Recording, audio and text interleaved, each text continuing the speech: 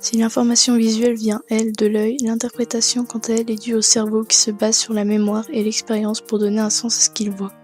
Cependant, il arrive parfois que l'organe le plus développé du corps humain se fasse tromper. Des illusions d'optique en sont la preuve.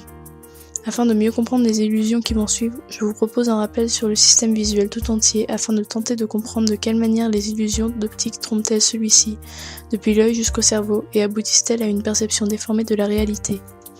Commençons par l'œil. L'œil est composé de multiples éléments. Nous nous concentrerons donc sur le cristallin et la rétine. Le cristallin permet la formation d'une image nette sur la rétine grâce à sa flexibilité, c'est l'accommodation. Les rayons convergent et changent de direction due à celui-ci. Plus un objet est loin, plus l'objet tombe sur la rétine et moins les rayons subissent de convergence. La rétine permet la sensibilité visuelle. Elle comporte de nombreuses cellules nerveuses dont les photorécepteurs que sont les cônes et les bâtonnets. Les cônes captent les lumières et les bâtonnets sont plus sensibles à la lumière. Les deux sont constitués de pigments qui, lorsqu'ils sont touchés par la lumière, se transforment par réaction chimique et émettent un signal électronique à travers diverses couches de la rétine jusqu'au nerf optique. Les cônes et bâtonnets contiennent des protéines appelées opsines sur lesquelles se fixent les isomères rétinaux.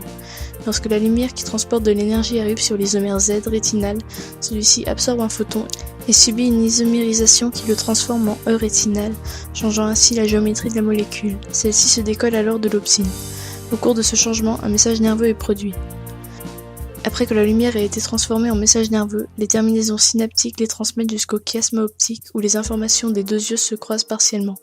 Puis les messages nerveux sont menés au cortex visuel, une zone avec différentes aires spécialisées. L'aire V1 gère les informations recueillies pour les redistribuer.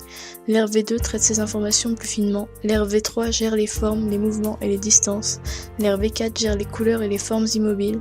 Et l'aire V5 gère la perception du mouvement.